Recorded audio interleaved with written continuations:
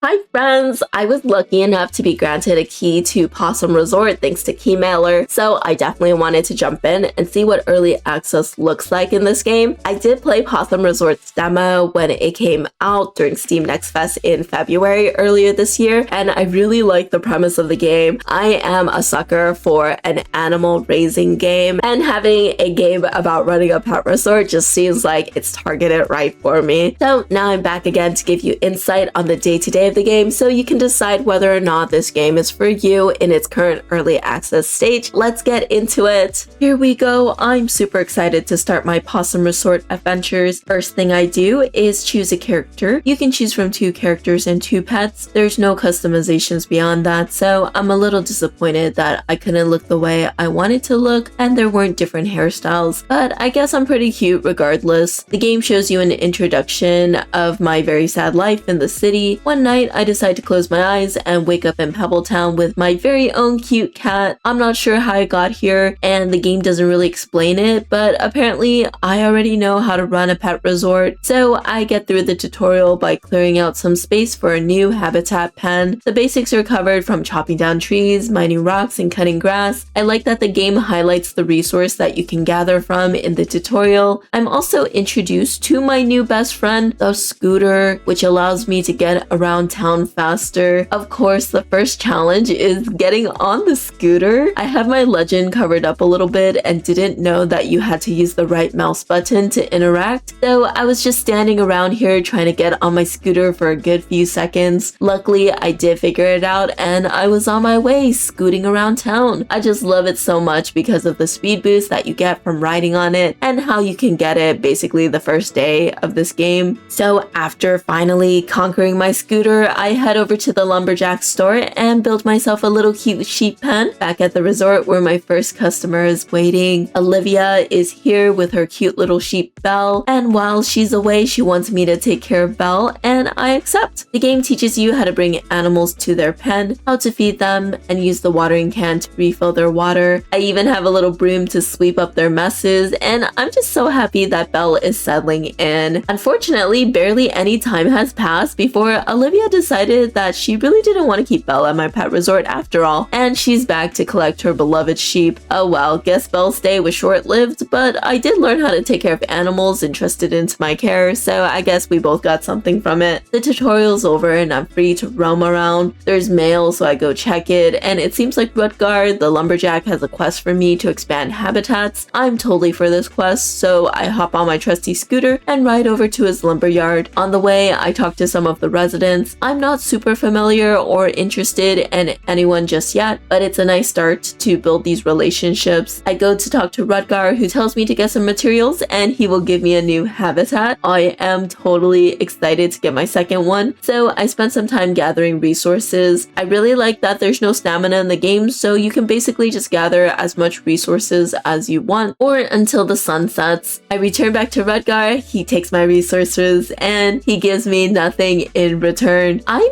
pretty heartbroken about this, but there's really nothing I can do, so I decide to focus on trying to collect even more resources to get habitats the old-fashioned way, buying it myself. Unfortunately, I don't have the money needed, so I'll just have to come back later. At the resort, Thea is there to drop off her sheep Louie, so I go and make him comfortable in the sheep pen. I spend the rest of the day gathering resources and clearing out some space in my habitat area for the next pen. I can't wait to get more animals in my resort, and I go to sleep pretty eager to start day 2. On day 2, I get a letter from Rutgar titled, "Something's not right." And yes, Rutgar, I totally agree. Something is not right because you did not give me a reward for completing your quest the first day. But I digress. I decided to leave that all in the past. That was day 1. This is day 2. Rutgar's letter says that there's a creature being hidden somewhere it doesn't belong, and he appeals to my bleeding heart, saying that if I care about my animals, then I'll want to hear this in person. I'm actually not sure if this is a threat or not, but I decide to go to the lumberyard anyway to see what's up. Along the way, I meet an office worker named Simon who's trying to live a quiet life. He also mentions that he has a tiger named Cookie, so I'm not really sure how quiet his life is going, since I would imagine that life with a tiger is anything but quiet. But Simon totally can do him and live his best life. I am not judging. I am on my way to Rutgar's. As I talk to more and more people, I realize that the dialogue is unskippable and you just have to wait for them to finish talking before you can move on. You cannot fast forward the dialogue or skip it, and there's nothing in the settings to help with that. So that is definitely annoying for me because I read super fast. I just felt like I was trapped in a dialogue with someone and it took forever for me to get unstuck. At the lumberyard, Rudgar tells me that he needs my help with something dangerous. He wants me to sneak into a witch's basement and free a creature that's trapped inside. I don't understand why he's tasking me to do this because I literally just moved in, but I guess I decide to go. The witch does not see me sneak into her house, and there is indeed a creature trapped inside. Also, before we talk about the creature, can we please talk about the witch's table and giant hole in the floor that she boarded up? Because I can imagine it's just super dangerous to come home and there's just a giant hole in the floor, and also you have to navigate around it to get to your broken table and somehow eat soup on it without it spilling everywhere. I just think this witch could do better for herself. Anyways, so I rescue the creature, who happens to be a mushroom that speaks my language and wants to get put to work right away to take care of my animals at the resort. I really don't know how this mushroom even knew that I had a pet resort, but that's also probably why the witch locked it up in a cage, to be honest. I go outside and try to interact with her to see if she says anything about the prison break, but I can't talk to her at all. It seems like she's too busy adding ingredients to her cauldron, so I leave her there and I go home. There's a customer waiting for me, so I handle the registration for Max. After helping the new sheep settle in, I go around town to check it out. There are a lot of interesting sights to see, and I end up at the vet clinic, where the vet, Serenia, gives me the task of planting crops so that I can use it to make farmer's mix to feed the animals. I head over to the shop to get some seeds, and I just couldn't resist buying this little sunleaf plant for myself to decorate my house later. I did notice that the seeds do not have any hover text over them, so I don't know how long it takes for them to grow, and I'm not really sure what season you can plant them in, but I assume that since the shop is selling them at this time, then everything is good to plant. After my shopping excursion, I see Louie's owner waiting to pick him up, so I rush over to talk to her, but apparently she's been waiting there for a while, so she leaves upset that I kept her waiting. Oops, I didn't know that she was waiting that long. I try to chase after her to try to make amends, but it's way too late. She even left Louie at the resort, so I'm wondering if she'll come back tomorrow to pick him up. I decide not to think about it anymore and plant my crops instead. I try to sleep at 7:55 p.m., but the game won't let me, saying that I'm not tired yet. I would imagine that from my long day of infiltrating a witch's hut, taking care of my animals and planting crops, I would be totally exhausted by now, but I guess not quite yet. I wait 5 minutes until it's 8 p.m. and then the game lets me sleep, so I hop into bed. Elsewhere, the witch is very unhappy that I took her mushroom captive, and she talks to herself saying that the entire village is going to pay for what I've done. I'm not really sure what that means just yet, but I guess I'll have to just keep playing to find out. On day 3, I find out that Louie's owner came and took him in the middle of the night, and I can't really blame her for that because I just went and took a creature from someone else's house, so I just let it go and do my chores. Apparently, you don't need to water your plants daily, so that was a nice surprise. Leorin from the shop asked me to bring him some fish, and I totally didn't know that I already had a fishing rod, and it's literally right here in my hotbar. I think I've been conditioned by too many farming sim games where you have to trigger an event to get the fishing rod, so my first thought was to go to the docks and see if anyone would sell me a fishing rod. I go to enter the shack and get thrown right into a minigame about rowing my canoe down the river without breaking it on rocks. I do this masterfully and win a golden mermaid trophy. I was really not expecting that at all, and I still haven't figured out that I already have the fishing rod, so I went back home racking my mind on how to catch fish for Leorin. While I do that, another customer comes to drop off their precious sheep, and I handle that. I decide to go exploring to see if I can track down this elusive fishing rod and end up at the Paw Prince Tavern. I meet Olivia, who tells me to come back to the tavern the next day at 2 p.m. I go in some houses. Seems like this town leaves their doors unlocked, though it's very easy to just go in and take a peek. Nope, no fishing rod here either. Finally, after a full day and trying to scour my resort for a hidden fishing rod somewhere, I notice it on the hotbar. Wow.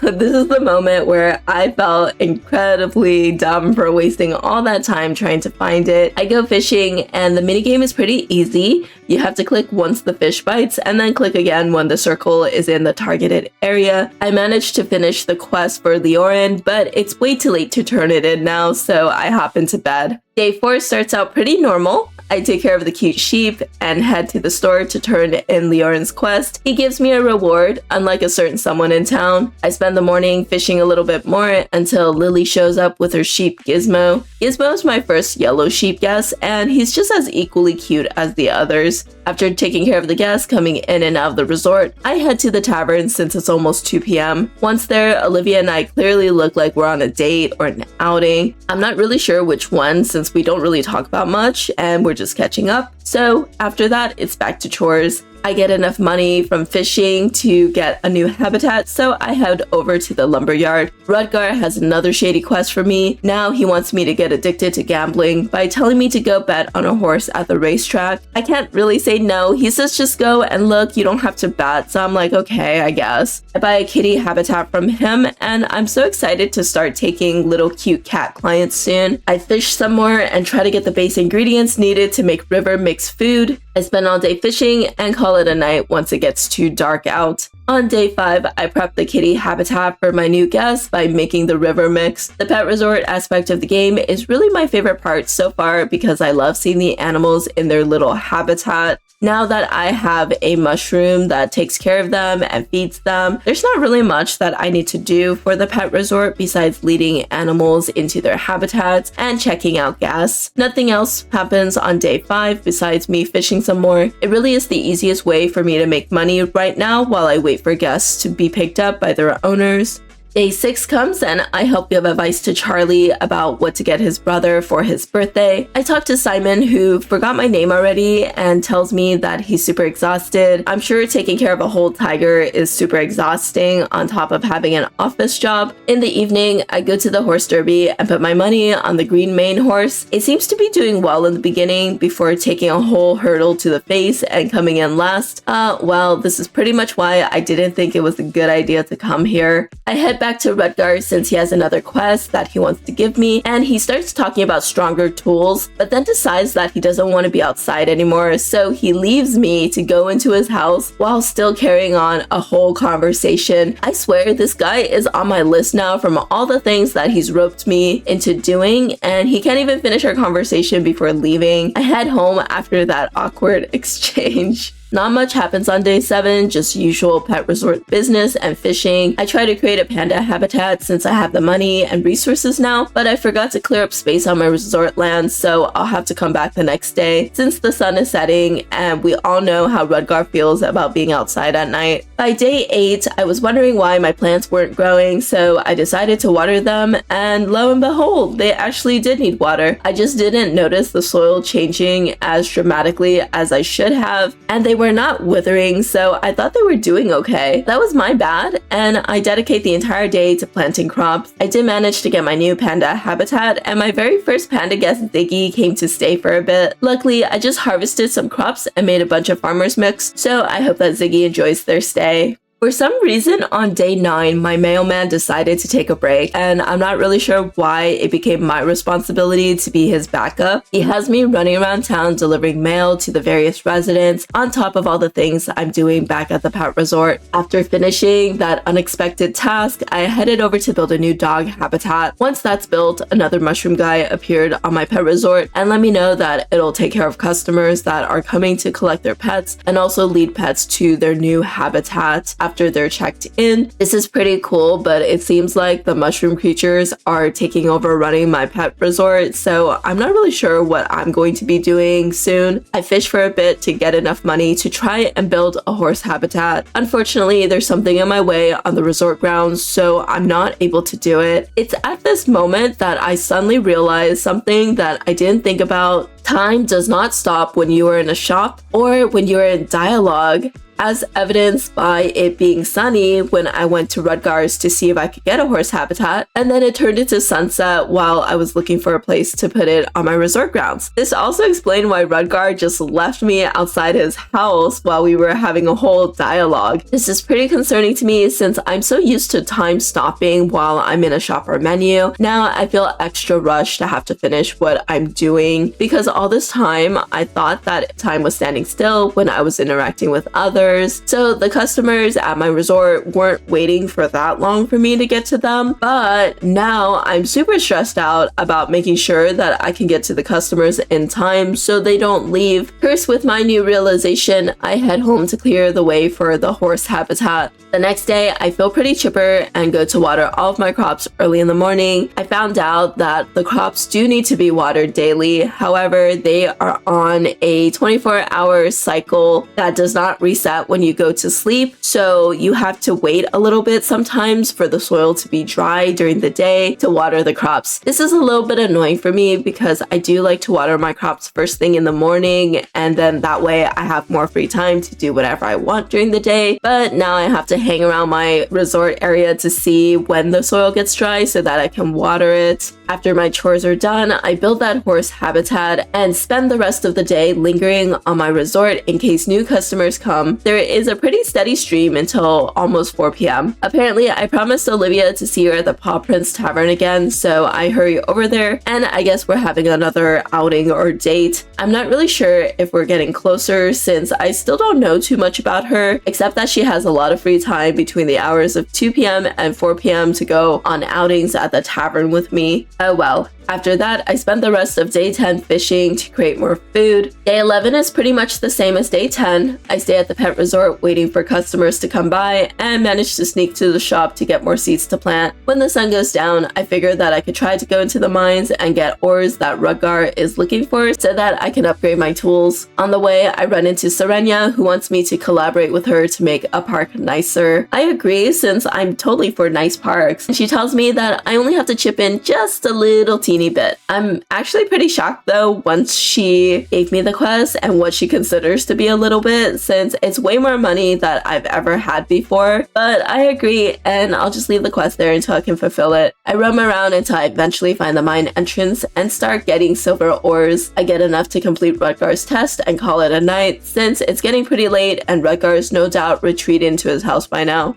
Day 12 comes, and as I'm organizing my inventory, I notice that I got a courier's medal from the day where I was delivering mail. The medal gives my scooter a 3% speed boost if the medal is hung on the wall, so I go and do that. Surprisingly, my scooter changes colors, and that's also pretty cool. I like that. It also seems a bit faster, and this will definitely help me get back to the resort super fast whenever there's a customer. I turn in Rutgers quest and go back home to tend to the resort animals and crops for the rest of the day. It's so funny because I literally just found out that I had a courier's medal from my other quest, and I actually got a medal from Rudgar's quest as well, but I did not check my inventory, so I did not upgrade my tools at all until way later. Nothing really happens on day 13, I just tend to the resort. On day 14, I get tired of watering manually, so I decide to get some sprinklers to do the watering for me. I wait until it's 9 at night to start planting my crops and setting up my sprinklers for some reason, instead of doing this in the daytime like a normal person.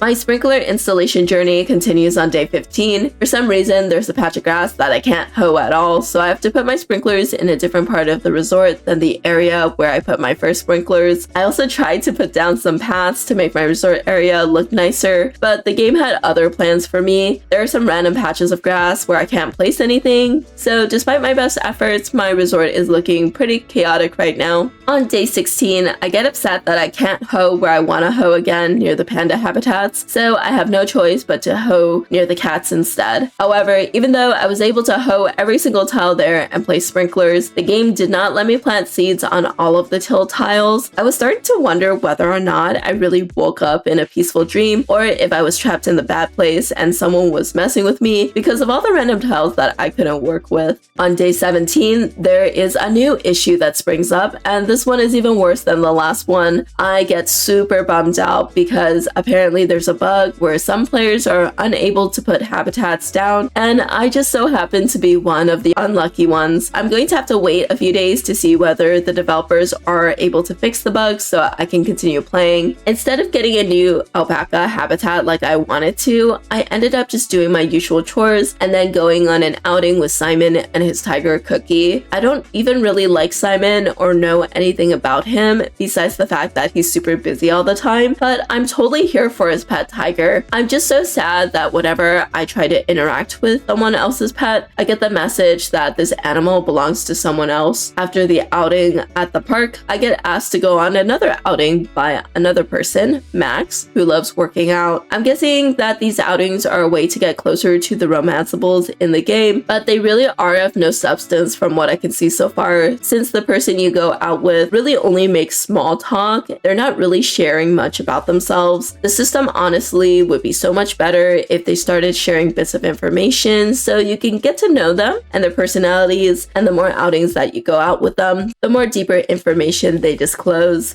I came back into the game after a hotfix was released to hopefully solve the habitat placement issue, but unfortunately, it seems like my game still does not want me to be happy and refuses to allow me to place habitats of any kind on the resort land. Alas, this is where I'm going to have to end the video, since there's not much else I could do at this point beyond just growing crops wherever I can and feeding the animals that I currently have. I do end it with an outing at the big tree with Max and his dog Rocky. They're super cute together actually. And even though the outing was of no substance, after the outing, I talked to Max again, and he actually has something else that he wanted to say, where he wants to build a boat and he's looking to commission someone to do that for him. So I guess I did learn something about him after all. Right after I thought about throwing in the towel and ending it, the game got another hotfix, and this time the habitat bug has been resolved for me. On day 19, I am super elated that I'm able to put down an alpaca habitat. Once I placed it, a new mushroom came to work at the reception desk at my resort. I was just feeling good that the habitat was working again, and I had a bunch of different animals. I focused on farming on day 19 and then headed off to bed. Day 20 ended very uneventfully in a good way. Although I was still feeling like the mushrooms were taking over my job, the resort did end up getting very busy after I bought an additional bear and duck habitat. So I'm kind of glad for the free labor now. Since I had a little bit of money, I decided to buy some furniture, and I made my kitchen look a little bit nicer with a countertop and stove. I even bought a little table, but I didn't have money to splurge on a set of chairs yet, so I opted to have my dinner standing up right now. Day 20 ended, and this is pretty much the end of the first season, so I am stopping my day playthrough here.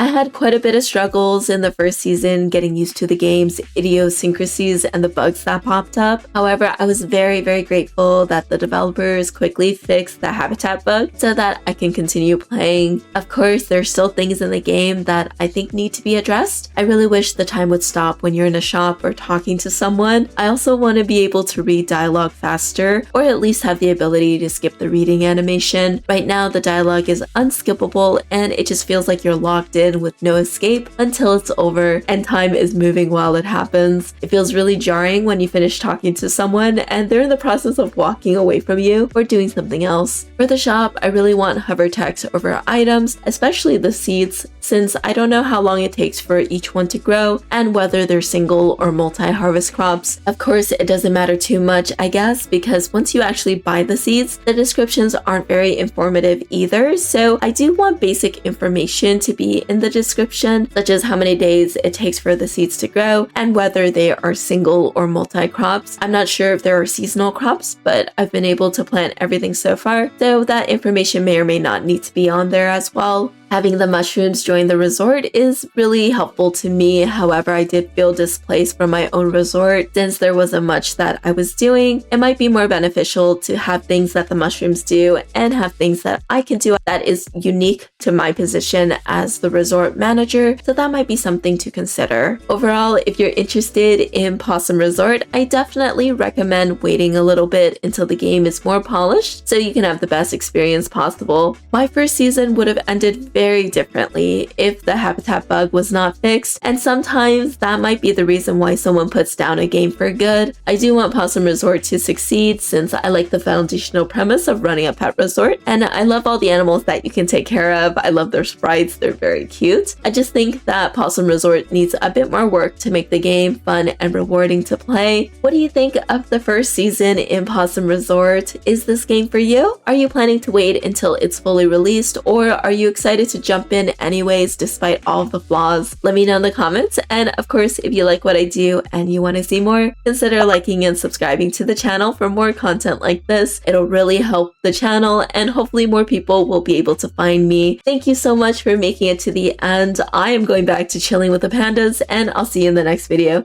Take care. Bye.